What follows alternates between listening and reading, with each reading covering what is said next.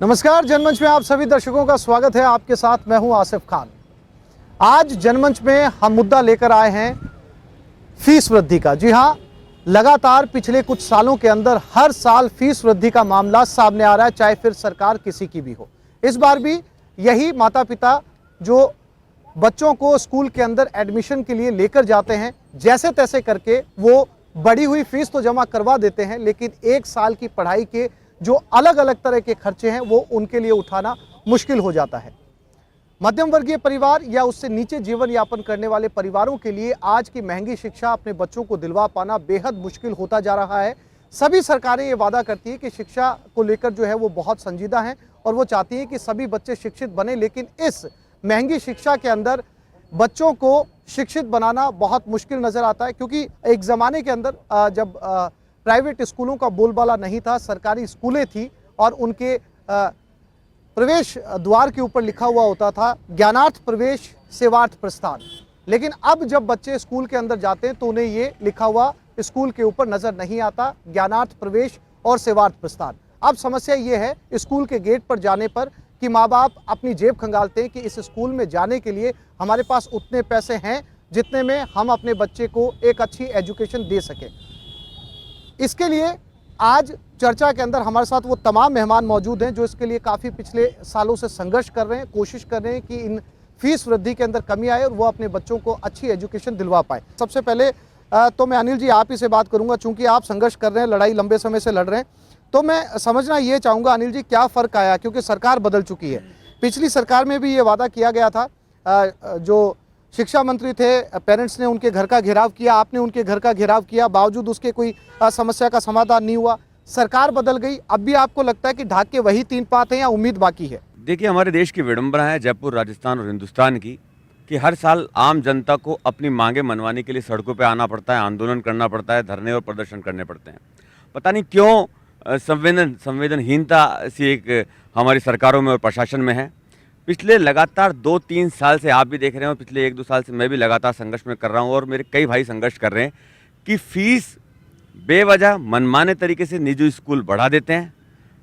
अभिभावक जो जनवरी से लेकर मार्च, अप्रैल, मई तक कि उनकी जो आर्थिक उनके ऊपर वजन पड़ता है, जो उनके ऊपर बोझ पड़ता है, उससे इतने परेशान हो जाते हैं और उन्हें आखिर में प्रदर्शन, ज्ञापन, धरने और आंदोलन करने पड़ते हैं। उसके बाद पिछली बार भी हमने ऐसा किया और 2-3 स्कूलों का तो मुझे मुँह ज़बानी याद है। सेंट एंसलम ने हर तिमाही पर 1000 रुपये कम किए, सोफिया ने कम किए, विद्याश्रम ने किए, कई लोगों को उसके कारण कोर्ट पे भी जाना पड़ा। तो ऐसा क्यों? और इस बार भी फिर वापस 2019-2020 का जो सत्र है उसमें भी आप देखिए, इस बार तो औरों से बात करके मैं दोबारा आपको बताऊंगा जब मेरे पास मुखातिब होंगे आप, कि बड़ी भयंकर विडंबना है कि फीस तो बढ़ी है, 6 से लेकर 10% फीस तो बढ़ी है, साथ में एक ही स्कूल की 2-3 शाखाओं की फीस में भी वेरिएशन है, डिफरेंस है। और मैं आपको स्पष्ट रूप से बताऊं कि ये चाहे भारतीय जनता पार्टी की सरकार हो, कांग्रेस की हो, चाहे कोई भी सरकार हो, संवेदनहीनता इतनी है कि जनता को सड़कों पर आना पड़ता है, अपनी बातें मनवाने के लिए धरने और प्रदर्शन करने पड़ते हैं, तब इनको सुध आती है, तब इनको ज्ञान आता है और तब ये फीस वापस लेते हैं। ठीक है, विचार व्यास में आपके पास आऊंगा। मैं आपके पास इसलिए भी आना चाह रहा हूं कि जब अब पिछली बार हमने इसी मुद्दे के ऊपर इस प्रोग्राम का आयोजन किया था और ये सभी पेरेंट्स यहाँ पर मौजूद थे, तब आपके जो पार्टी के प्रवक्ता उस समय मौजूद थे, उन्होंने कहा था कि ये सरकार संवेदनहीन है, ये उन माँ बाप का दर्द नहीं समझ पा रही जिनको अपने बच्चों को अच्छी शिक्षा दिलानी है। इन्होंने शिक्षा का व्यापार बना दिया, सरकार आंख मूंद कर बैठी है। अब समस्या जस की तस है, वो सरकार जा चुकी है, आपकी सरकार आ गई है। अब भी आपका वही स्टैंड है या वाकई उन माता पिता को आप राहत देंगे जो अपने बच्चों को अच्छी शिक्षा दिलवाना चाहते हैं? नहीं, देखिए, हमने हमारी गलतियों से सीखा है और उसके बाद में जब भारतीय जनता पार्टी के 5 साल राजस्थान में जिस प्रकार से रहे हैं, तो निश्चित तौर पे जब आप विपक्ष में बैठे होते हैं और आप जब चीज़ों को देखते हैं, लोग किस तरह से परेशान हैं, लोगों की क्या उम्मीदें हैं, अभिभावक किस तरह से महंगी महंगी फ़ीस दे रहे हैं, कुछ लोग तो अधिकतर तो अफोर्ड ही नहीं कर पाते हैं और फिर भी एक मन में एक भावना रहती है कि अच्छे स्कूल में पढ़ाएं।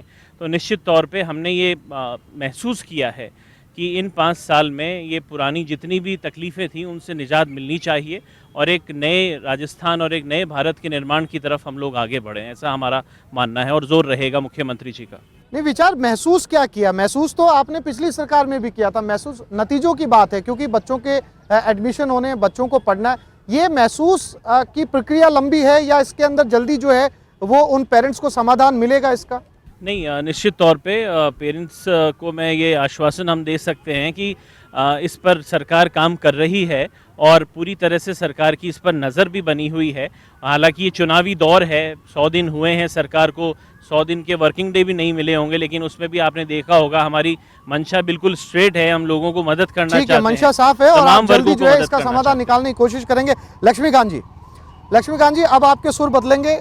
आपके सुर इसलिए बदलेंगे क्योंकि जब आपकी सरकार थी इसी प्रोग्राम में हम बैठे थे और आपने सवाल उठाए थे कि सरकार जो है संवेदनहीन है। अब सरकार बदल गई है, अब आप कहेंगे कि फीस कम होनी चाहिए और ये कहते समय आप ये ख्याल रखिएगा कि उस समय फीस कम नहीं हुई थी। देखिए, मैं इस पर राजनीतिक टिप्पणी नहीं करूंगा जी, और इसलिए नहीं करूंगा क्योंकि ये लगभग हर परिवार से जुड़ी हुई बात है और वो चाहे हम हो चाहे कोई और परिवार हो, इसको रोज़ फेस करता है। इसका परमानेंट सोल्यूशन एक ये है कि आप सरकारी स्कूलों की जो स्थिति है उसको आप इतना बेहतर कर दें कि प्राइवेट स्कूल अपनी मनमानी रोक पाएँ, और इसकी दिशा में हमारी जो पिछली सरकार है उसने बहुत सारे काम किए। देखिए, हमने इतना सारा काम वहाँ पर किया कि आप समानीकरण के नाम पर जितनी स्कूलें ऐसी थी जिनको एक पंचायत समिति हेडक्वार्टर, पंचायत हेडक्वार्टर पर एक सीनियर सेकेंडरी स्कूल हमने खोली, और ना केवल स्कूल खोली बल्कि उस स्कूल में सुनिश्चित किया कि जितनी संख्या में वहाँ पर जिस सब्जेक्ट के टीचर चाहिए वो टीचर मिलने चाहिए। जो अगर कोई साइंस का स्टूडेंट है तो वहाँ लैब चाहिए, खेल के ग्राउंड चाहिए। ये सारे हमने वहाँ पर मापदंड के आधार पर पूरे राजस्थान में तय किया। और यही नहीं, हमने लगभग 1,60,000 नए शिक्षकों की भर्ती की ताकि जहां कहीं भी शिक्षकों की कमी है वहां पर इसको पूरा किया जा सके। हमने विवेकानंद मॉडल स्कूल खोले, वो विवेकानंद मॉडल स्कूल जिनमें इंग्लिश मीडियम से भी हमने पढ़ाई की और बड़ी अच्छी बिल्डिंग बनाकर लोगों को वहां पर दी, जिन पे बहुत अच्छी की संख्या में स्टूडेंट आए। अभी भी चल रही है वो? बिल्कुल चल रही है। और उसका परिणाम मैं आपको बताता हूँ क्या है। उसका परिणाम यह है कि जब 2013 में हमारी सरकार आई थी तब शिक्षा के मामले में राजस्थान पूरे देश में 26वें नंबर पर था, और जब 2018 में हमारी सरकार गई तब राजस्थान शिक्षा के मामले में पूरे देश में नंबर 2 पर था। ये हमारी सरकार की उपलब्धि थी। और इसके अलावा आप देखेंगे तब का उठाकर जो मेरिट में जो स्टूडेंट आते हैं, राजस्थान की जो सरकारी स्कूलें हैं उनमें से जो स्टूडेंट मेरिट में आते हैं उसकी संख्या में एकदम से बहुत तेजी है। राजस्थान की भारतीय जनता पार्टी की आप ये सरकार कहना चाह रहे हैं कि अपने बच्चों को इन प्राइवेट स्कूलों की बढ़ी हुई फीस और मनमानी से बचाने के लिए पेरेंट्स अपने बच्चों का दाखिला सरकारी स्कूल में करवाएं। एक अच्छा और बेहतर सोल्यूशन ये है कि हम सरकारी स्कूल जो लोग हैं उससे जुड़े। दीक्षा जी, आपके घर में भी बच्चे स्कूल जाते होंगे और आप इस बात को बहुत बेहतर तरीके से समझती होंगी एक नारी होने के नाते कि बच्चों को पढ़ाना आज के समय के अंदर कितना मुश्किल हो चुका है।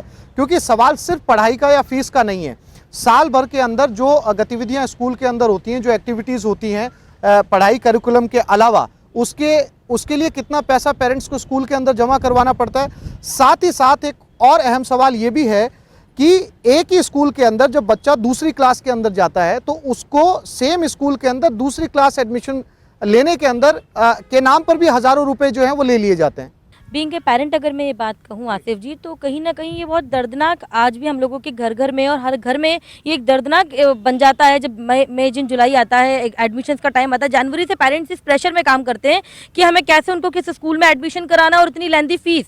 किसी के घर में एक बच्चा है तो वो जैसे तैसे उसका करवा देगा एडमिशन, लेकिन जिसके घर में 2 या 3 बच्चे हैं तो कहीं ना कहीं इसमें सरकार जिम्मेदार इस तरीके से हो जाती है। जिस तरीके से भी लक्ष्मीकांत जी ने बताया कि पिछली सरकार ने काम किया, बिल्कुल किया। जब आप सरकारी स्कूल्स को इस लायक बना देंगे, सरकारी स्कूल्स जो कि सेवा भाव के लिए बने हैं, जो उन पेरेंट्स के लिए बने हैं जो जहां पर बच्चा अच्छी तालीम ले सके, अच्छी शिक्षा ले सके, उन्हें हमें बहुत अच्छा बनाना है, पहली बात। दूसरी बात, सरकारों को इसमें लगाम कस देनी चाहिए, क्योंकि जब माँ बाप अपने बच्चे को पढ़ाने के लिए सोचते हैं, गरीब आदमी खाना कम खा लेगा लेकिन वो सोचता है मेरे बच्चे को अच्छी शिक्षा मिले, क्योंकि हम लोगों का भविष्य, हमारे भारत का भविष्य, आने वाली पीढ़ी जो वो बच्चे होते हैं, अगर उन्हें हम अच्छी एजुकेशन देना चाहते हैं तो उसके लिए चाहे भाजपा की सरकार हो या कांग्रेस की सरकार हो, सभी सरकारों को ये मिलकर काम करना है कि ये स्तर कैसे बदले, ये कैसे हो और प्राइवेट स्कूल्स पे लगाम कैसे लगे। दूसरी बात आसिफ जी, जितने भी एनजीओज हैं या जो ट्रस्ट बनी हुई है स्कूल्स की, जो नामचीन स्कूल्स आज जयपुर में हैं या मैं कहूँ राजस्थान में बड़े बड़े जो स्कूल्स हैं वो ट्रस्ट पे हैं। उनका जो उद्देश्य था वो था सेवा करने का, और इतना ही मुनाफा उन्हें रखना था कि आगे के लिए डेवलपमेंट के लिए, उन्हें इंफ्रास्ट्रक्चर डेवलप करने के लिए उन्हें जितना पैसा रखना है उतना रखें।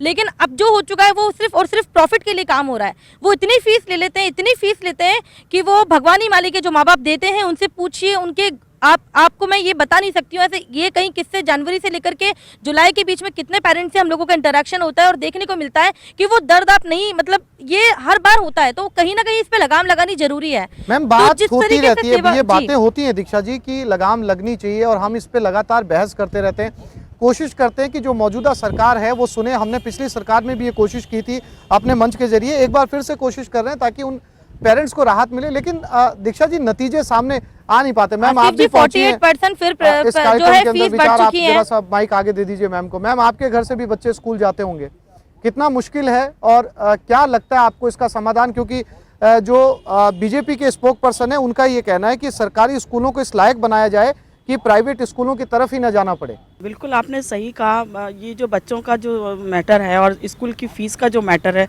उससे बीजेपी कांग्रेस का कोई वो नहीं है। सभी कांग्रेस वालों के बच्चे भी पढ़ने जाते हैं, बीजेपी वालों के बच्चे भी पढ़ने जाते हैं और सभी लोग, सारे समाज के सभी पार्टियों के बच्चे पढ़ने जाते हैं। लेकिन ये वास्तव में ये आज खतरनाक माहौल पैदा हो गया है कि इतनी हाई बच्चा, सही कह रही थी अभी ये दीक्षा जी और लक्ष्मीकांत जी, कि सभी पेरेंट्स चाहते हैं कि उनके बच्चे अच्छे स्कूल में पढ़े। मेरी मेड है, वो भी वो घर का काम करती है, 4 घर में काम करती है, लेकिन वो भी ये चाहती है कि मेरे बच्चे अच्छे स्कूल में पढ़े। लेकिन आजकल जो स्कूल का हाल इतना बुरा है, जो वास्तव में सेवा का जो काम था वो आजकल व्यापार बना दिया है। सबसे बड़ी बात यह है। तो कहीं ना कहीं हमको समाज में इस चीज़ सोच को भी बदलना पड़ेगा कि अंग्रेजी स्कूलों में ही या प्राइवेट स्कूलों में ही पढ़ाई अच्छी होती है और वहाँ संस्कार अच्छे मिलते हैं। मेरा मानना तो यह है कि जब प्राइवेट स्कूल नहीं थे तब भी हमारे यहाँ अच्छे लोग इंजीनियर, डॉक्टर बने, साइंटिस्ट बने, तो हमको क्यों ना सरकारी स्कूलों में बच्चों को भेजना चाहिए। और जो सरकारी स्कूलों के जो खर्चे, मैंने तो अभी आते में बात कर रही थी तो उनका कंपलसरी कर दिया उन्होंने। ड्रेस भी आप हमारे यहाँ से लोगे, किताबें भी लोगे, बैग भी लोगे, इवन जूते भी आप हमारे यहाँ से लोगे। जो जूता बाजार में 500 रुपये में मिल रहा है वो हम 1500 का देंगे, लेकिन आप लोगे हमारे यहाँ से। तो ये कंपल्सन हटाना चाहिए। और मैं कहती हूँ प्राइवेट स्कूल वालों को भी कुछ व्यापार करे, कुछ सेवा का सोचे, कुछ बच्चों के अपने भविष्य का सोचे। उनके भी रिश्तेदारों के बच्चे भी कहीं ना कहीं इस चीज़ से जूझ रहे होंगे। बात हो रही है जनमंच में आज फीस वृद्धि को लेकर। मैम ब्रेक पे जाने से पहले शालिनी जी, मैं अब आपके पास आऊँगा। मैम शालिनी जी, आपके भी बच्चे जो है वो प्राइवेट स्कूल में जाते हैं, पढ़ते भी होंगे, प्राइवेट कॉलेजेस में जाते हैं, कितना मुश्किल है ये शिक्षा को पाना? एक्चुअली ये प्रॉब्लम क्यों स्टार्ट हुई है, सबसे पहले आप वहाँ पे जाइए। एजुकेशन जो होता है ये कॉन्करेंट लिस्ट में आता है। उसका ये मतलब है कि सेंटर भी अपनी डिसीजन ले सकती है और स्टेट भी ले सकती है। तो जब सेंटर में एक गवर्नमेंट है और स्टेट में अलग गवर्नमेंट है, इन दोनों का ही तालमेल नहीं बैठता। और यहाँ तक कि बिकॉज हिंदुस्तान में इतने सारे स्टेट्स हैं, हर स्टेट का rule and regulation for education is different. दूसरी बात यह है कि आपने कभी ये जानने की कोशिश की प्रॉब्लम स्टार्ट कहाँ से हुई? 1966 में कोठारी कमीशन हुआ था और वो लोग ने डिसाइड किया था अबाउट एजुकेशन कि मिनिमम जीडीपी के अंदर 6% देना पड़ेगा। आप अगर अपना डाटा चेक करेंगे, कोई भी गवर्नमेंट 3.8 से ज़्यादा देने की चाहत में नहीं रहती। तो जब आपका बजट फॉर एजुकेशन इतना लो है तो सरकारी स्कूलों की अपलिफ्टमेंट होती नहीं है। सरकारी स्कूलों की जब अपलिफ्टमेंट नहीं है तो प्राइवेट स्कूल्स मशरूम्स के जैसे पनपते हैं, और जब प्राइवेट स्कूल मशरूम के जैसे पनपते हैं तो इट बिकम्स अ बिजनेस। ये एजुकेशन बाजू में रह जाता है और बिजनेस, प्रॉफिट मेकिंग बिजनेस पहले हो जाता है। हमारे शहर में बहुत सारे प्राइवेट स्कूल्स हैं and I don't want to name private school. जैसे आपने मुझसे पूछा, मेरे खुद के बच्चे बहुत ही एक्सपेंसिव प्राइवेट स्कूल में पढ़े हैं और बहुत ही एक्सपेंसिव कॉलेज में पढ़े हैं, मगर दूसरों का ये कहना होगा भैया आपने क्यों पढ़ाया? अगर आप अफोर्ड नहीं कर सकते तो क्यों पढ़ाया? आजकल कॉलेजेस तो लोन मांगते हैं, एजुकेशन के लिए लोन होता है, मगर अगर आपने एक क्या बोलते हैं उसे, सरकारी स्कूल जिसे कहते हैं गवर्नमेंट स्कूल पे ध्यान दिया होता और वो गवर्नमेंट स्कूल उस लेवल का होता जहाँ पे टीचर्स बहुत वेल ट्रेंड हैं और बहुत सही तरह से सिखा रही हैं और हर एक तरह का यूनिफॉर्म कोड है उसमें, तो बच्चे मेरे हिसाब से गवर्नमेंट स्कूल में जाते हैं। आपको ये जान के हैरानी होगी, बहुत सारे प्राइवेट स्कूल्स जो बोर्डिंग स्कूल्स होते हैं वहाँ पे बच्चे जनवरी से माँ बाप नहीं सोचते बच्चों के एडमिशन के लिए, प्रेगनेंसी से सोचते हैं कि हमारा बच्चा पैदा होगा 3 साल का होगा, बिकॉज 6 साल का बच्चा फर्स्ट स्टैंडर्ड में होना चाहिए। तो इस बोर्डिंग स्कूल में वो 7 इयर्स पहले से सोचते हैं, सेविंग करना शुरू करते हैं। हाँ, सेविंग करना शुरू करते हैं किस स्कूल में डालना है, बिकॉज उसमें लिस्ट बहुत लंबी होती है। अभी तो स्कूल्स ने ये रूल लगा दिया है कि लॉटरी सिस्टम आता है और लॉटरी सिस्टम के अनुसार बच्चों को लिया जाता है। प्राइवेट स्कूल में तो ये हालत है कि एजुकेशन के नाम पे वो डोनेशन बोलते हैं उसको, यानी स्कूल फीस को बोलते हैं डोनेशन फीस। उसके अलावा ट्यूशन फीस जो उनकी होती है, फिर उनके बस चार्जेस। आप अगर बच्चा मई जून में समर वेकेशन में स्कूल ही नहीं जा रहा, जब आपकी बस चल ही नहीं रही है, तो आप बस के पैसे क्यों चार्ज करते हैं? ठीक है, बहुत ज़्यादा अनियमितताएं हैं और जिनका भुगतान जो है, जिनका खामियाजा पेरेंट्स को हर हाल के अंदर उठाना पड़ता है।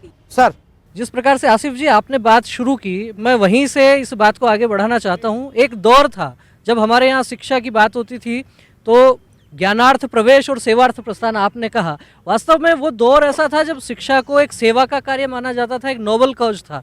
लेकिन जब से इसमें व्यावसायिक दृष्टिकोण का समावेश हुआ है, तब से समस्याएं बदली हैं। आप याद कीजिए वो दौर जब ज्ञानार्थ प्रवेश की बात होती थी तो विद्यार्थी क्या कहते थे? विद्यार्थी कहते थे कि लवकुश ध्रुव प्रहलाद बने हम, मानवता का त्रास हरे हम। आज जब महंगी शिक्षा और एयर कंडीशन स्कूल हो गए हैं, तो उन विद्यार्थियों को भी शिक्षा के साथ जो घुट्टी दी जाती है, वो घुट्टी इस प्रकार की दी जाती है कि शाहरुख, सलमान, ऋतिक बने हम, जम करके पैसा कूटे हम। तो जिस प्रकार का संस्कार दिया जा रहा है, उसी प्रकार की ये नई पौध, ये नई पीढ़ी आने वाली है। और कहीं ना कहीं ये कहा जा सकता है कि इसमें भी एक उदाहरण प्रस्तुत करने की आवश्यकता है। चाहे भाजपा के भी यहाँ प्रतिनिधि हैं, कांग्रेस के भी प्रतिनिधि हैं, और बात ये भी है कि राजनीति के ऊपर का विषय है। तो यदि भाजपा के विचार से यदि बात करें तो दीनदयाल जी आदर्श पुरुष हैं इनके, वो कहते थे कि रोटी, कपड़ा और मकान, यहाँ तक बात सीमित नहीं होती है, बात आगे जाती है शिक्षा, स्वास्थ्य और सम्मान। तो रोटी, कपड़ा और मकान, शिक्षा, स्वास्थ्य और सम्मान, ये समाज की जिम्मेदारी है, ये सरकार की जिम्मेदारी है। और इसमें भी जैसे बात ये आ रही है कि आप प्राइवेट स्कूल में मत पढ़ाइए, तो साहब ये केवल कहने की बात है। जिस दिन इस देश में कलेक्टर का बच्चा वो सरकारी स्कूल में पढ़ने लगेगा, जिस दिन इस देश में सांसद, विधायक और मंत्री का बच्चा वो सरकारी स्कूल में पढ़ने लगेगा, आपको कहने की आवश्यकता ही नहीं पड़ेगी। ये समाज जिनको आदर्श मान के जिनके पीछे चल रहा है, सवाल उनको ये है कहीं ना कि कहीं पहल इसकी करनी शुरुआत पड़ेगी। कौन करेगा? जी सर, जो इन्होंने बताया कि जो इस तरीके का एक अभी पिछले साल इलाहाबाद हाई कोर्ट के अंदर एक लगाई गई थी पिटीशन, और उसमें कहा गया था कि स्कूल, जो गवर्नमेंट स्कूल्स, इनके अंदर प्योन से लेकर के जज तक के बच्चे, मिनिस्टर्स, एमएलए, एमपी, सब के बच्चे अगर स्कूल में पढ़ाए जाएं गवर्नमेंट स्कूल्स में। लेकिन और जज थे बड़े, उन्होंने ये ऑर्डर भी जो है ये पास किया, लेकिन क्या हुआ कि उसको उन्होंने वहाँ उसके अंदर उसके अगेंस्ट में पिटीशन लगा दी और वो लिंगर ऑन हो रहा है। आज तक ये कहीं भी नहीं हुआ, आज तक नहीं हुआ है। और अगर हम ये कोशिश करेंगे तो इससे बढ़िया कोई सोल्यूशन नहीं हो सकता। और अब बात यह है कि अभी लास्ट मंथ 29 को जो है मैं minister HRD mister Prakash Javadekar से मिला, अपने जो एजुकेशन मिनिस्टर डोटासरा जी से मिला। तो प्रकाश जावड़ेकर का कहना था कि जो है अगर आपको 5 स्टार की फैसिलिटी चाहिए तो आपको 5 स्टार के पैसे देने पड़ेंगे। तो उनसे मेरी काफ़ी गर्मा गर्म बहस हुई और मैंने कहा कि आप ये कह सकते हैं कि 5 स्टार जो फैसिलिटीज़ की बात कर रहे हैं, मेरा बेटा तो मिशनरी स्कूल में पढ़ रहा है, मिशनरी स्कूल को तो फ्री में पढ़ाना चाहिए, लेकिन वो लूट मार में कहीं पीछे नहीं है। तो उनका कहना है कि नहीं, इनके ऊपर कोई कंट्रोल नहीं कर सकता। मैंने कहा भाई सुप्रीम कोर्ट ने आपको ऑर्डर दे रखा है कि आप करिए, तो बोलते हैं नहीं नहीं फिर आप सुप्रीम कोर्ट जाइए। ये मिनिस्टर एचआरडी जो हमारे सेंटर के हैं वो ये कह रहे हैं। डोटासरा जी से बात हुई, उनसे मैंने कहा कि भाई आपने 2009 के अंदर जो ऑर्डर निकाला, 2009 के ऑर्डर को किसी ने इम्प्लीमेंट नहीं किया, किसी ने पालन नहीं किसी स्कूल ने। आपने 2013 में एक्ट बना दिया, एक्ट में शिव कुमार शर्मा जी की कमेटी बनी, उसके अंदर 2 क्लर्क पकड़े गए जो फीस लेकर के जो है पैसे लेकर के और जो फीस डिसाइड करते थे। गवर्नमेंट ने उस एक्ट को जो है आप मैंने कहना चाह रहे हैं कि इनकी पूरी चेन की एक पूरी मिली चेन है, मिली पूरी मिली चेन भगत है। मैं अभी बता रहा हूँ। इसमें क्या है कि फिर उसके बाद में गवर्नमेंट ने जो गवर्नमेंट बदल गई 2016 में आ गया। अब जो इसके अंदर 2016 के एक्ट में हुआ कि 5 पेरेंट्स के रिप्रेजेंटेटिव, 5 जो स्कूल मैनेजमेंट के लोग ये मिलकर के फीस डिसाइड करेंगे। सब स्कूलों ने फर्जी जो है पेरेंट्स के रिप्रेजेंटेटिव डाले और अपनी फीस डिसाइड करवा ली। अब उनको क्या फ़ायदा मिला होगा ये सब हम समझते हैं। डोटासरा जी का कहना है अब हम फिर से एक्ट बदलने वाले हैं, अब नया एक्ट लेके आएंगे तो क्या करिश्मा होने वाला है। इसकी जगह गवर्नमेंट सिंपली एक ऑर्डर पास करे कि जब तक स्कूलों की ऑडिट नहीं हो जाती है, और वो ऑडिट के अंदर 2 साल 3 साल 5 साल जितने भी होते हैं लगे, तब तक स्कूल एक जो पैसा फीस नहीं बढ़ा पाएंगे। कम से कम इतनी इच्छा शक्ति होनी चाहिए। ठीक है, ये एक सुझाव है। मैम, आप मैम को दीजिए। मैम, बच्चे आपके भी स्कूल जाते होंगे, कितना मुश्किल होता होगा आज के वक्त के अंदर, क्योंकि आप जो अर्निंग करते हैं, आप जो कमाते हैं, उसका एक बड़ा हिस्सा, घर चलाने से भी बड़ा हिस्सा उसका जो है वो बच्चों की फीस पे चला जाता है। तो ऐसे में कितना एक गृहिणी के लिए मुश्किल है बच्चों को पढ़ाना, साथ में घर संभालना। मेरे दोनों बच्चों एक ही स्कूल के अलग अलग ब्रांचेस में हैं, दोनों की फ़ीस जो अभी 3 माही जो फीस जाती है, दोनों में डिफरेंस है। एक ने एनुअल फीस के नाम पे 5500 रुपीज़ बढ़ा दिए और दूसरी ने एनुअल फीस के नाम पे 500 रुपीज़ लिए। तो दोनों स्कूलों में डिफरेंस है। बस की फ़ीस इंक्रीज़ कर दी, जो कि बस हमें केवल और केवल 10 महीने के या 9.5 महीने के लिए दी जाती है, जिसके 12 महीने के फ़ीस वसूली जाती है। स्कूल फ़ीस पूरी 12 महीने की वसूली जाती है। जब तक कोई भी सरकार हो, चाहे बीजेपी हो चाहे कांग्रेस हो, जब तक सरकार इसको पुण्य का काम समझ करके नहीं करेगी, इन पे कंट्रोल नहीं करेगी, ये हर साल अपनी फ़ीस बढ़ाते रहेंगे और हम लोग परेशान होते रहेंगे। और पेरेंट चाहे कोई भी हो, चाहे नीचे मजदूर हो, चाहे किसी लेवल पे बैठा हो, हर व्यक्ति चाहता है कि हम अपने बच्चे को अच्छे से अच्छी एजुकेशन दें। चाहे खाना कम खाएंगे लेकिन एजुकेशन अच्छी दे, ताकि हमारा बच्चा संस्कारवान बने और समाज में आगे कुछ कार्य करने लायक हो। लेकिन जब तक इन फीस पे लगाम नहीं लगेगी, हम अपने बच्चों को वो संस्कार नहीं दे पाएंगे, हम अपने बच्चों को उस लायक नहीं बना पाएंगे। क्या इसकी एक वजह ये भी है मैम कि एक फैशन भी बन गया है कि अगर मेरे पड़ोसी का बच्चा एक बड़ी स्कूल में जा रहा है तो मेरा बच्चा भी बड़ी स्कूल में जाएगा, ये कंपटीशन भी कहीं ना कहीं हमें जो है इस तरफ धकेल रहा है? It's not like that. अगर सरकारी स्कूलों में ये फैसिलिटी हो तो मैं मेरे बिहाफ पे I want send my children in any convent school, क्योंकि सरकारी स्कूलों में टीचर्स को जो सैलरी दी जाती है, प्राइवेट स्कूलों की टीचर्स के 3 गुना ज़्यादा सैलरी होती है।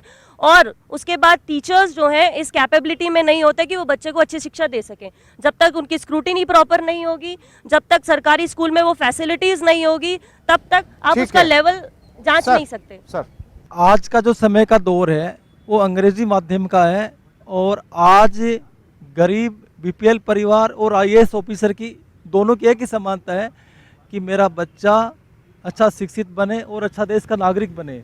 तो आज समाज और देश की मुख्य धारा से जुड़ने के लिए आज अंग्रेजी माध्यम की शिक्षा बहुत ज़रूरी है। आज समस्या ये आ गई कि राइट टू एजुकेशन में सरकारी बातें तो करती है, सरकार किसी भी पार्टी का हो, लेकिन सबसे बड़ी समस्या ये आ रही है कि आज अंग्रेजी माध्यम की शिक्षा प्राप्त करना गरीब और मध्यम परिवार के लिए बेहद कठिन हो गया है, क्योंकि बढ़ती महंगाई के दौरान उसकी इतनी आमदनी नहीं है और स्कूलों की फीस बहुत बढ़िया बढ़ती जा रही है। सर, इन्होंने जो कहा ये भी क्या एक बड़ी वजह है कि ये जो इंग्लिश मीडियम का चस्का है कि बच्चा जो अंग्रेजी माध्यम में पढ़े, बच्चा अंग्रेजी सीखेगा, सरकारी स्कूलों के अंदर वो अंग्रेजी सिखाने के फ्लुएंट अंग्रेजी सिखाने के वो संसाधन मौजूद नहीं है। एक ये वजह भी है कि माँ बाप पिसते हैं कि उसको अच्छी शिक्षा दी जाए, क्योंकि सबसे बड़ा विषय जो है वो अंग्रेजी बन चुका है। जिस समाज में हम रह रहे हैं आज की तारीख में, पूरे समाज में ये एक चलन सा हो गया कि अंग्रेजी भी सीखनी आवश्यक है।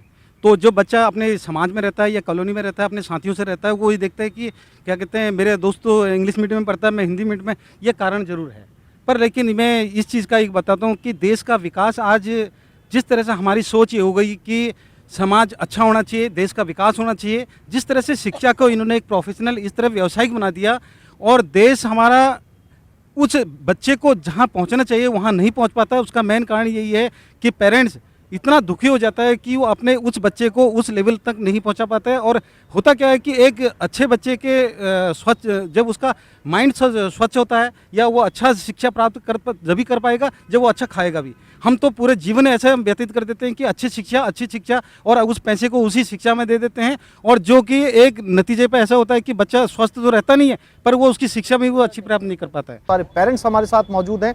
फीस वृद्धि का मसला अभी भी वैसे ही बना हुआ है। लोगों को उम्मीद है कि जो नई सरकार प्रदेश के अंदर आई है वो फीस वृद्धि के मसले पर आवश्यक कदम जरूर उठाएगी। मेरा सवाल भी अनिल जी इसी से जुड़ा हुआ है। आपने कहा कि राजनीतिक इच्छा शक्ति बहुत इसमें महत्वपूर्ण नहीं है। क्या मैं आपसे ये समझना चाहूँगा कि राजनीतिक इच्छा शक्ति अगर इसके अंदर सरकार ठान ले, और जैसा कि इन्होंने सजेशन दिया, ये हमारे साथ जो मेहमान मौजूद हैं, कि इनके ऑडिट करवाए जाएं, और जब तक इनका ऑडिट कंप्लीट ना हो जाए कि इनको वाकई कितना मुनाफा हुआ है, कितना फ़ायदा हुआ है, क्या वाकई ये घाटे में चल रहे हैं, तब तक बच्चों की स्कूल की फीस नहीं बढ़ाई जाए। देखिए, आपको जानकर हैरान होंगे कि जयपुर के 2 या 3 स्कूल्स तो ऐसे हैं जिनमें से 1-2 तो बीजेपी के पूर्व विधायक और मंत्री और 1-2 कांग्रेस के पूर्व विधायक मंत्री हैं। मैंने आपको ये जानकारी इसलिए दी कि पॉलिटिकल लोग भी इस बिज़नेस में आ गए। मैं इसलिए बिज़नेस बोल रहा हूँ, कारण क्या है कि उनके पास और भी बिजनेस हैं, मगर इसमें भी उनको लगता है कि मुनाफा बहुत ज़्यादा है। ये मैंने जानकारी के लिए बताया, आपको नाम नहीं लूँगा, आप सब जानते हैं, ठीक है। दूसरी बात, देखिए ऐसा है कि सरकार किसी भी दल की नहीं होती, सरकार जनता की होती है, और सरकार को जनता की आवाज़ को, जनता की वेदना को, जनता के दर्द को समझना होगा, किसी भी सूरत में समझना होगा। सरकार बीजेपी कांग्रेस की नहीं होती, जनता की होती है। और तीसरी अहम बात, बिल्कुल तय बात मानिए कि ऑडिट भी होनी चाहिए। इसके बारे में 2013 और 2016 सुशील जी ने बिल्कुल सही फरमाया, इन्होंने एक्ट बना दिए, कमेटियां बना दी, और कमेटियों में आपको जानकर फिर ताज्जुब होगा, क्योंकि मेरे पास तो पूरी डिटेल है, पूरी दिखाता हूँ अभी और आपको, कि है ना, उन कमेटियों में उस क्षेत्र के या वहाँ के अच्छे रसूखदार लोगों को शामिल कर रखा है, और वो या तो फ्री में पढ़ रहे हैं या उनसे बहुत सारे काम करवाए जा रहे हैं। तो सरकार की मंशा मजबूत होनी चाहिए, निश्चित ही जनता को लाभ मिलेगा, किसी पॉलिटिकल लीडर को या बिजनेसमैन को नहीं। ठीक है सर, आप कुछ कहना चाह रहे थे? अभी कुछ लोगों ने कहा कि सरकार इतने वैकेंसीज फिल करती है, हमने लाखों एडमिशन वो वैकेंसी फिल की है। ये सब फालतू बातें हैं, कागजी रिकॉर्ड है। रोज़ हम देखते हैं पेपर में 2012 की भर्तियां जो है वो अभी आज में हाई कोर्ट में लटकी हुई है, वो भी भर्तियां नहीं हुई है। तो सरकारी स्कूल में भी टीचर्स नहीं है, 12-13 की भर्तियां अटकी हुई है, तो उसके बाद की भर्तियों की तो हम बात ही नहीं कर सकते। तो जहाँ खुद सरकार चाहती है कि उनको वो वैकेंसी फिलअप नहीं करना चाहती, और प्राइवेट स्कूलों में जो उनके खुद के जुड़े हुए हैं, साठगांठ उनकी हो रखी है, और वहाँ पर बच्चे किसी तरीके से जाएँ और वहाँ पर उनको पढ़ना पड़े। तीसरी बात, अब फीस का एक कोई क्राइटेरिया होना चाहिए बढ़ने के लिए। उसका कोई क्राइटेरिया गवर्नमेंट ने तय नहीं किया, कोई फार्मूला नहीं दिया कि आप किस कैडर से पढ़ाएंगे। आज किसी भी प्राइवेट स्कूल, जो बड़े स्कूल हैं, आप उनके जाके देखेंगे, उनके मैनेजमेंट्स लोग 50-50 लाख 1-1 करोड़ की गाड़ियों में घूमते हैं। अगर ये स्कूल बिजनेस नहीं बना रखा उन्होंने और केवल वो नॉमिनल फीस लेके बढ़ा रहे हैं, तो उनके पास इतनी बड़ी गाड़ियां कहाँ से आ सकती है।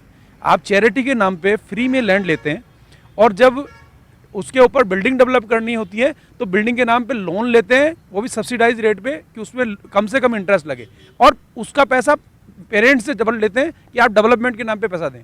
तो वो दोहरी मार कर रहे हैं, सरकार को उस तरीके से नुकसान पहुंचा रहे हैं, और इधर से पेरेंट्स से लूट के अपनी जेब भर रहे हैं। तो सरकार को इस पे बिना किसी भेदभाव के नीति बनानी चाहिए, केवल रूल्स बनाना सफिशिएंट नहीं होगा। बहुत अहम सवाल आपने उठाया सर। बहुत पहले 1962 में राम मनोहर लोहिया जी हुआ करते थे, समाजवादी लीडर। उन्होंने कहा था शिक्षा के बारे में, सन सोपाने बांधी गांठ, पिछड़ा पावे 100 में 60, अब अंग्रेजी में काम नहीं होगा, देश फिर से गुलाम नहीं होगा, कमाने वाला खाएगा, लूटने वाला जाएगा, ये जमाना जाएगा, नया जमाना आएगा। राष्ट्रपति का बेटा हो या चपरासी संतान, सबको शिक्षा एक समान। उन्होंने सुझाव दिया था कि जब एजुकेशन इक्वलिटी होगी सभी समाज के लिए, तो समाज का भेदभाव तो स्वतः ही खत्म हो जाएगा। आज जो वर्तमान समय में जितनी भी समस्याएं ये एजुकेशन की वजह से डेवलप हो रही है। दुर्भाग्य तो ये है कि जो राजनीतिक दलों की इच्छा शक्ति है वो शून्य है। कांग्रेस का राज आता है तो वो अपनी शिक्षा को अपने हिसाब से ढालने की कोशिश करती है। भारतीय जनता पार्टी का राज आता है तो वो कभी ड्रेस बदलती है, कभी साइकिल का रंग बदलती है। तो इन सब पे ध्यान नहीं दे करके हमको सीधे सीधे इस बात ध्यान देना चाहिए कि बच्चों का समूल आमूल शिक्षा का विकास कैसे हो, उनका देश के प्रति जागरूकता कैसे आए, और समाज के अंदर भाईचारा कैसे बने, इस पे ज़्यादा शिक्षा का जोर होना चाहिए। बिल्कुल ठीक है सर। देखिए, एजुकेशन वैसे शुरू से ही एजुकेशन को हमारी सरकार ने एक चैरिटेबल वर्क के अंदर रखा, और उसके हिसाब से भी जो भी जितना भी हमारा एजुकेशन स्ट्रक्चर हमारे इस देश में बना हुआ है, उसमें पूरा चैरिटेबल पर्पजेज़ के अंदर लेकर के उसमें इनकम टैक्स के तहत छूट दी जाती है, और उस पर कोई टैक्स नहीं लगता। अगर कोई फाइनेंशियल इंस्टीट्यूशन खोलता है तो वो कितना अच्छा व्यापार है। अगर इसको व्यापार के तरीके से देखें तो एक्चुअल में एजुकेशन एक चैरिटेबल पर्पज़ ना रह करके आजकल व्यापार भी बन गई है। जितने भी चैरिटेबल इंस्टीट्यूशंस हैं, जितने भी स्कूल कॉलेजेस जितने भी चल रहे हैं, प्राइवेट सेक्टर के अंदर इन्होंने पूरा इसको सेक्टर बना दिया है। एक्चुअल में एजुकेशन अब एक सेक्टर के रूप में डेवलप है। एजुकेशन अब व्यापार बन चुका है। एजुकेशन एक चैरिटेबल पर्पज़ नहीं रहा है। इस पे सरकार को गहरे तरह से सोचना चाहिए। और एक जो ऑडिट का आप मसला कह रहे थे कि ऑडिट होनी चाहिए, एक्चुअल में ऑडिट होनी चाहिए, और उसमें ये देखना चाहिए कि एजुकेशन इंस्टीट्यूशन ने कितना कमाया, और एक्चुअल में एजुकेशन एक कमाई का जरिया ही रह गया है। ठीक है सर। हमारे साथ जनमंच में कुछ छोटे बच्चे भी मौजूद हैं, उनसे भी समझने की कोशिश करते हैं। आप बोलना चाहोगे कुछ? कौन सी क्लास में हो? 6th में। फीस बहुत ज़्यादा ली जाती है आपकी स्कूल के अंदर? मम्मी पापा कहते हैं बहुत फीस ली जाती है, और उसके बाद के अंदर अलग अलग एक्टिविटीज़ के भी पैसे लेते हैं स्कूल वाले आपसे? जैसे क्या क्या लेते हैं बताओ। जैसे कि कोई जोर से बोलो, speak loudly. Art and craft के लेते हैं, जैसे कि कुछ सीखना है, बैंड, वैसे कुछ ऐसे इनके भी लेते हैं ऐसे एक्स्ट्रा। मम्मी पापा कहते हैं कि बहुत ज़्यादा पैसे खर्च हो रहे हैं तुम पर? हाँ। कहते हैं? गुड। कुछ इधर भी महिलाएं हमारे साथ है। सर पीछे दीजिएगा, मैम आपको खड़ा होना पड़ेगा। शिक्षा के व्यवसायीकरण को रोकना चाहिए, क्योंकि शिक्षा सेवा नहीं होकर के एक बिजनेस हो गया, और उसे एक बड़े शॉपिंग मॉल की तरह स्कूल को स्कूल ना रह करके एक शॉपिंग मॉल बना दिया गया है। उसमें बुक के जो बुक बाजार में लेने जाएं तो 1000 रुपये की आती है, वो बुक वहाँ पे 5 से 6000 का कोर्स दिया जाता है। कॉपीज़ भी वहीं से लेनी है, पेंसिल भी वहीं से लेनी है, मतलब A to Z सब चीज़ वहीं से लेनी है। तो इस बिजनेस को रोकना पड़ेगा, तभी शिक्षा का। ठीक है मैम। मैं खुद भी एक टीचर हूँ और मैंने इंटरनेशनली और नेशनली और गवर्नमेंट स्कूल में और प्राइवेट स्कूल में सब जगह पढ़ाया है। मैम आप टीचर हैं तो मैं आपसे सवाल पूछूंगा पहले, जी, उसके जी। बाद में आप जवाब दीजिएगा। जो बच्चे आपके पास आते हैं, जैसा कि मैम ने कहा कि स्कूल ना रहकर शॉपिंग मॉल बन चुके हैं, जी जी, आपको फीस भी वहीं जमा करवानी है, जी यूनिफॉर्म भी वहीं से खरीदनी है, जी, एसेसरीज भी वहीं से खरीदनी है, जी। एक्स्ट्रा एक्टिविटीज जो भी है उनके पैसे भी घर से लेके जाने हैं। हाँ जी। तो आपको उस स्कूल में मौजूद रहते समय इस बात का एहसास होता है कि वाकई बहुत ज्यादा एक्सप्लॉयटेशन होता है पेरेंट्स के साथ, जी। और बिल्कुल होता है, क्योंकि है ना वो चीज़ें जो बाजार में सस्ती मिल सकती है वहाँ पे वो अपनी रेट से देते हैं, और उनका ये होता है कंपल्शन के वहाँ से ही खरीदनी है। तो ये गलत है। उस चीज़ के लिए उनको बाध्य नहीं करना चाहिए कि भाई ऐसा ही करना है आपको। वो पेरेंट्स कहीं से भी ले सकते हैं, मगर उसमें भी वो कहते हैं कि नहीं आप हमारा ही से लें, और उनकी कपड़ों की और सबकी क्वालिटी बहुत ख़राब होती है। अच्छा मैम ये भी बताइए, चूंकि आप खुद ऐसे स्कूलों में टीचर रही हैं, अगर वो प्रोडक्ट वहाँ से नहीं खरीदा जाए तो क्या बच्चे को प्रताड़ित किया जाता है? हाँ, वो कहा जाता है कि ये सिंबल सही नहीं है और ये इसका कलर सही नहीं है और कलर फेड है, और ऐसा वैसा करके कहीं ना कहीं वो बच्चों को घसीटी लेके देते हैं कि आप लेके ही आइए। और एक बात और मैं कहना चाह रही हूँ कि आप कहीं भी पढ़ाएं, अगर आप गवर्नमेंट स्कूल में पढ़ा रहे हैं, प्राइवेट स्कूल में पढ़ा रहे हैं, तो नुकसान बच्चों का ही हो रहा है। क्योंकि प्राइवेट स्कूल में इतने बच्चे एक एक क्लास में भर लेते हैं, बट टीचर्स के पास टाइम नहीं होता है। उनसे जाके कहो तो वो ये कहती हैं कि नहीं हमारे पास तो टाइम नहीं है, 60 70 बच्चे किस पे ध्यान दें। ठीक है मैम। मैंने ये देखा है कि जितने भी सरकारी स्कूल में टीचर्स हैं उन पे इतना ज़्यादा काम है, इतना ज़्यादा दबाव है। पल्स पोलियो की दवाई, चुनाव में ड्यूटी लग गई, BLO में ड्यूटी लग गई, पढ़ाई का काम तो कम और दूसरे काम ज़्यादा लिए जाते हैं। फिर बीच में अक्षय पात्र का खाना, अब दूध की भी ये हो गई, बच्चों को दूध भी पिलवाओ। मुझे तो ऐसा लगता है कि थोड़े दिनों में ऐसा होगा कि वो वोटिंग मशीन जो है वो भी सर पे ले लेके जाओ और एक एक से वोट डलवाओ घर पे। ठीक है सर, आप कुछ कहना चाह रहे हैं पीछे? ठीक है मैम। गवर्नमेंट से ये कहना चाहता हूँ मेरे हिसाब से कि आपकी गवर्नमेंट की भर्तियां ही बंद कर देनी चाहिए, क्योंकि आप अगर इतना पैसा डायरेक्ट स्टूडेंट को दो, एक टीचर को 30 40 50 हज़ार रुपये मिनिमम तनख्वाह देते हैं, जबकि उसको ABCD भी नहीं आती उस टीचर को। इससे बढ़िया है कि डायरेक्ट आप स्टूडेंट के खाते में जमा कर दो पैसा, और प्राइवेट स्कूल खोलो, उस पर कंट्रोल रखो पूरा। क्योंकि गवर्नमेंट तो स्कूल भी बेकार है, कॉलेज भी बेकार है, आप स्कूल की बात कर रहे हैं। आप एक लेक्चरर को कितनी तनख्वाह मिलती है आप देखो तो दिमाग खराब हो जाएगा। वो पढ़ाता कितने घंटे, वो कहेंगे भैया तो ऊपर से लिखा के लाया, गवर्नमेंट ने ऊपर से लिख दिया आपको कि आपको देंगे। तो जब तक गवर्नमेंट नहीं सुधरेगी ना, और गवर्नमेंट को सुधारने का तरीका जब तक जनता नहीं सुधरेंगे ना, भाषण देना, सुनना, सब चीज़ बढ़िया है, आएंगे भाषण दे जाएंगे, नाश्ता कर जाएंगे, सब हो जाएगा। पर साला जब मेरे बच्चों को पढ़ाना पड़ेगा ना, मैं देखूंगा यार कौन सा टीचर बढ़िया है, कौन सा स्कूल बढ़िया है। कोई बात नहीं, पैसे लगते तो लगने दो। तब जब तक पब्लिक नहीं सुधरेगी कुछ नहीं होना जाना, और उसके लिए पब्लिक और गवर्नमेंट दोनों को सुधारना। मैं फिर से आऊँगा आपके पास में। अगर हम ये चाहते हैं कि फीस पे भी कंट्रोल लगे और स्कूलों का भी स्टैंडर्ड सुधरे, अगर यूनिफॉर्म एजुकेशन सिस्टम होगा इस इंडिया में, तो ये सब समस्या दूर हो जाएगी। आज ये स्थिति है, हर स्कूल की क्लास की किताब अलग होती है, दूसरे स्कूल में वो मैच नहीं करती है, और यही कारण है कि वहाँ हर स्कूल अपने हिसाब से नई बुक्स बनाता है। एक NCERT जब बना रखा है तो NCERT की बुक्स ही अगर स्कूल में चलेगी तो हम एक सिस्टम होगा, तो बच्चे को पढ़ाने के लिए पेरेंट्स अपने आप ही एक ही स्कूल में जाए, किसी भी स्कूल में जा सकते हैं। आज इसीलिए ढूंढते हैं कि वहाँ एजुकेशन सिस्टम अलग है, वहाँ अलग बोर्ड चलता है, वहाँ ICSE बोर्ड चलता है, वहाँ CBSE बोर्ड चलता है। इसी वजह से पेरेंट्स कंपटीशन की वजह से एक दूसरे की तरफ जाते हैं। तो एक यूनिफॉर्म एजुकेशन सिस्टम होना चाहिए, सभी जगह एक ही बुक्स चलनी चाहिए। अनिल जी 10 सेकंड जरा जल्दी से, क्योंकि समय की कमी है। फिर मैं जनता की उन्होंने बात की, जनता को बार बार ज्ञापन, धरने और प्रदर्शन इसलिए देने पड़ते हैं, कारण क्या, सरकार नहीं चेत रही है। देखिए जयपुर के नामचीन एक स्कूल की बानगी बता देता हूँ, सेंट एंसलम स्कूल है ना, स्पष्ट रूप से बताता हूँ आपको। सेंट एंसलम स्कूल की 3 ब्रांच जयपुर में चल रही है इस समय, मालवीय नगर में, मानसरोवर और निवारू रोड में। 10 सेकंड में बात खत्म करता हूं। मैं 8th क्लास का डाटा बता रहा हूं, 6th 7th 8th की सेम फीस है। यहां पे सभी सुन ले एक बार, 6th 7th 8th क्लास की सेम फीस है, परंतु तीनों क्लास के तीनों स्कूलों का जो डाटा मेरे पास मौजूद है उसमें वेरिएशन कितना है देखें आप। एक मालवीय नगर की फीस है 15,880 रुपए एनुअल ना, क्वार्टरली, फर्स्ट क्वार्टर, जिसकी लास्ट डेट है 20 अप्रैल। मानसरोवर की फीस है 10,350, 5,000 का डिफरेंस। और निवारू रोड वाली ब्रांच की फीस है 14,260 रुपए। अच्छा, इसमें एक्स्ट्रा एक्टिविटीज और ऊपर नीचे की कई चीजें जोड़ लेते हैं, घटा देते हैं, तो भी मैं उन सबको हटा देता हूं। आसिफ जी, बहुत गंभीर और बहुत इंपॉर्टेंट बात बताने जा रहा हूं आपको।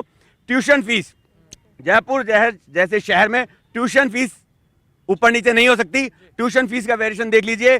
मालवीय नगर में ट्यूशन फीस है केवल 11,300, मानसरोवर रोड में 8,085 और नेवारू रोड में 9,450। अगर ट्यूशन फीस में वेरिएशन है, इसका मतलब एजुकेशन में वेरिएशन है। आगे बढ़ते हैं चर्चा के अंदर। विचार व्यास, मैं आपके पास फिर से लौटूंगा, एक बार विचार को आप दीजिएगा।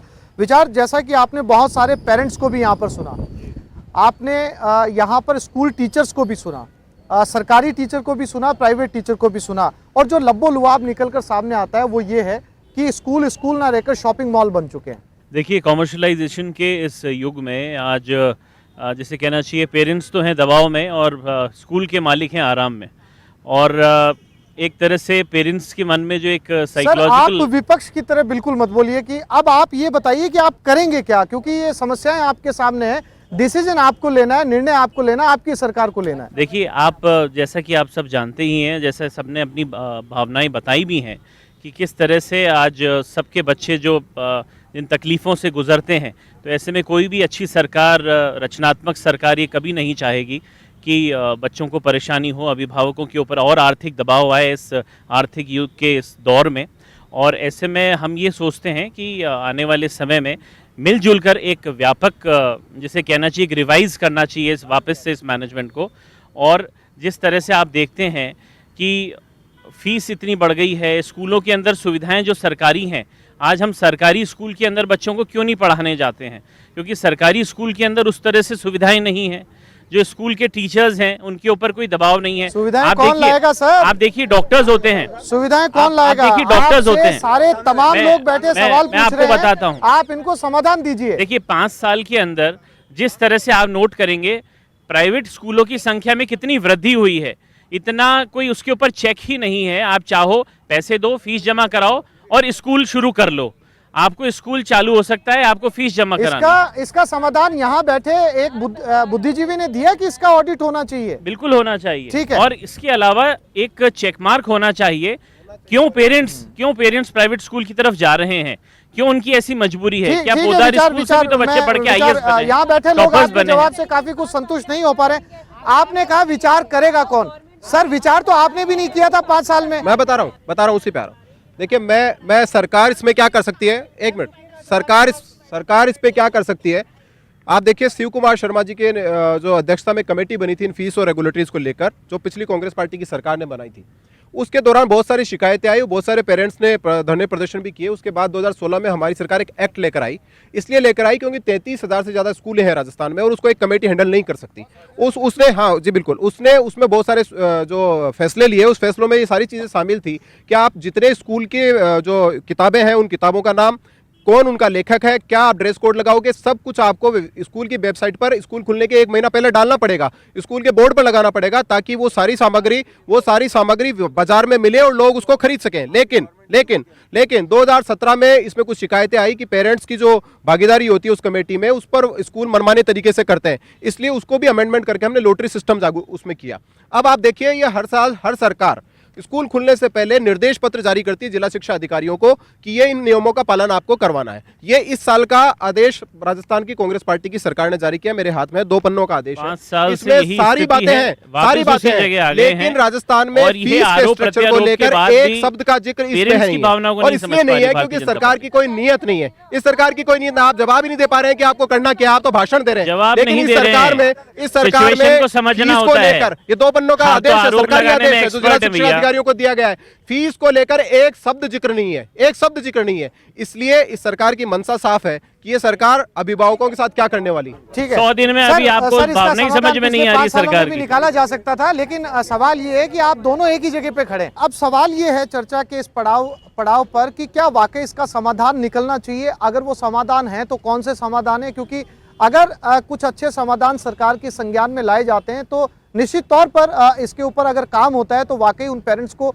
फायदा मिल सकता है जो अपने बच्चों को अच्छे स्कूल के अंदर पढ़वाना चाहते हैं। अनिल जी, चूंकि आप के पास मैं फिर से इसलिए आ रहा हूं, आप लंबे समय से फीस वृद्धि को लेकर संघर्ष कर रहे हैं। आपने पिछली बार भी जो है जो मंत्री थे उनके घर का घेराव किया था। आप ऐसा क्या सजेशन देना चाहेंगे, सरकार के प्रवक्ता हमारे साथ यहाँ पर बैठे हैं, क्या सजेशन देना चाहेंगे जिससे आम पेरेंट्स को राहत मिल सके? ऑडिट होना चाहिए कि हाँ कितना पैसा किस जगह से किस तरीके से लिया गया है।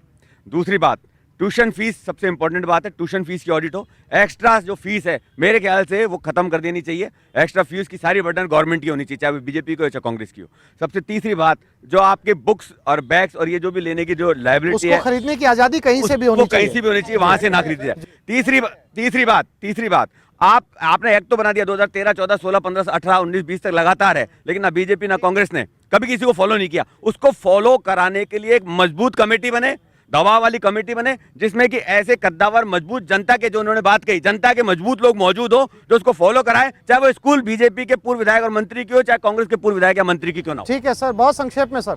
देखिए, पहली चीज है इसके अंदर वन नेशन वन एजुकेशन। सबसे पहली बात ये है कि पूरे हिंदुस्तान में एक ही तरीके की बुक्स चले, क्योंकि ये जो डिस्क्रिमिनेशन हो रहा है सिर्फ इसलिए क्योंकि अलग अलग बोर्ड से अलग अलग मीडियम है। आप मीडियम चेंज कर सकते हैं, लेकिन एजुकेशन सारी की सारी एक हो, सेम बुक्स हो थ्रू आउट इंडिया, एक ही रेट पे मिलेंगी, कहीं पे भी मिल जाएगी। नंबर 1। नंबर 2 कि इसके अंदर अगर कोई स्कूल इस तरीके से कुछ कर रहा है, लूट मार कर रहा है, तो उसका टेक ओवर हो। दिल्ली के अंदर हुआ है कि वहाँ गवर्नमेंट ने जो हाई कोर्ट को, सुप्रीम कोर्ट को दिया कि जो इस तरीके के स्कूल कर रहे हैं उनको हम टेक ओवर कर लेंगे, उसके बाद में उनको बैकफुट पे जाना पड़ा। नंबर 2।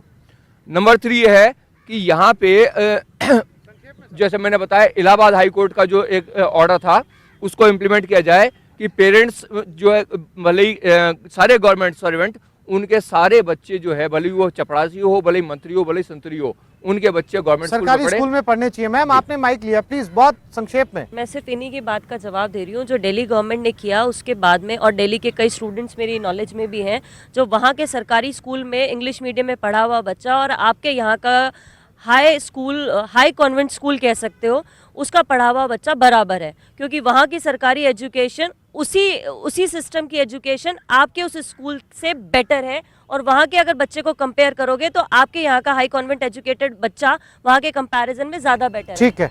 ठीक है, संक्षेप में सर। आज जो मैं पहले भी कह चुका हूँ कि जो गरीब परिवार है, मध्यम परिवार है, गवर्नमेंट को ये थोड़ा सा रिलीव करना चाहिए कि उनको अच्छी से अच्छी जो अंग्रेजी शिक्षा है, प्राइवेट हो चाहे आपका केंद्रीय विद्यालय हो, उसमें अच्छी मिलनी चाहिए। लेकिन गरीब और मध्यम परिवार के जो बच्चे, गरीब बच्चे हैं, उनको सरकार को थोड़ी फीस भरनी चाहिए, और जितने भी ये फालतू के जो हैं उन पर कंट्रोल करना चाहिए। ठीक है सर। शालिनी जी, आप अगर प्राइवेट स्कूल्स की बात है तो सब जन अपने बच्चे को प्राइवेट स्कूल में डालना चाहते हैं, मगर कॉलेज वो डालना चाहते हैं गवर्नमेंट कॉलेज में। तो ज़रूर कुछ एजुकेशन में फ़र्क होगा कि आप गवर्नमेंट कॉलेज में तो अपने बच्चे को पढ़ाना चाहते हैं, गवर्नमेंट ऑफिसेज में अपने बच्चों को चाहते हैं कि वो नौकरी करें, मगर स्कूल में डालना चाहते हैं वो प्राइवेट स्कूल। तो गवर्नमेंट को देखना चाहिए कि स्कूल्स पे भी गवर्नमेंट स्कूल में ही जाए बच्चा, और प्राइवेट स्कूल्स अगर हो भी तो उसमें एक फीस स्ट्रक्चर नॉर्मल होना चाहिए, तय किया जाना चाहिए। ठीक है सर, 20 सेकंड। फीस वृद्धि के लिए जब तक गवर्नमेंट अपना गाइडलाइन मजबूती से लागू नहीं करती है और गाइडलाइन नहीं बनाती है, तब तक इसको, और उसके बाद उस गाइडलाइन को परस्यू करना, और उसके बाद जो ये गाइडलाइन बनाई गई हैं उस पर प्राइवेट स्कूलें और कॉलेजें अमल कर रही है नहीं कर रही हैं, ये बहुत आवश्यक है। ठीक है सर। मेरा कहना यही है कि यदि किसी भी सरकारी संस्थान को और सरकारी स्कूलों में ये आप तय कर दें कि कोई भी गवर्नमेंट एम्प्लॉई होगा वो अपने बच्चों को गवर्नमेंट स्कूल में ही पढ़ाएगा, उसको एक शपथ पत्र ले लिया जाए कि साहब मेरा बच्चा पढ़ेगा तो गवर्नमेंट स्कूल में ही पढ़ेगा, अपने आप वो स्टैंडर्ड को अचीव करने का 100% प्रयास करेंगे। सर, बहुत संक्षेप में। देखिए, बातें बहुत सारी हैं, मुद्दे बहुत सारे हैं जो पूरे साल भर में हम बहुत सारी चीज़ों से लुट रहे हैं। प्राइवेट स्कूल बहुत सारी चीज़ें कर रहे हैं, पर उन सब चीज़ों को रोकेगा कौन? मुद्दा तो ये है। अब कांग्रेस गवर्नमेंट है, वही है, अनिल जी ने जो बात एक बहुत अच्छी खूबसूरत कही थी कि सरकार जनता की होती है, पर सरकार की मंशा तो क्लियर हो, उस चीज़ पे कुछ ऐसी कोई पॉलिसी, कोई सिस्टम, कितनी ही पॉलिसी आई, लेकिन उनको स्ट्रिक्टली लागू कौन करेगा? ऑडिट होगी, ऑडिट करेगा कौन? तमाम वो पेरेंट्स बैठे हैं जिनकी तरफ से सरकार के लिए बहुत सारे सुझाव आए हैं, ताकि जो शिक्षा स्थान हैं, चाहे वो प्राइवेट स्कूलें हैं या प्राइवेट कॉलेजेस हैं, वो शॉपिंग मॉल ना बन पाएं। इनकी मनमानी पे कैसे रोक लगे, कैसी पॉलिसीज बनाई जाए जिनको ये फॉलो करें, क्या वाकई इनके ऑडिट किए जाने ज़रूरी हैं, ताकि एक आम आदमी एक अच्छी शिक्षा अपने बच्चों को दे पाए। हम उम्मीद करते हैं कि आज जनमंच के जरिए ये आवाज़ सरकार के कानों तक जरूर पहुंचेगी और सरकार इसका कोई ठोस हल जरूर निकालने की कोशिश करेगी। आप तमाम मेहमान इस कार्यक्रम में आए, सभी मेहमानों का बहुत शुक्रिया। नमस्कार।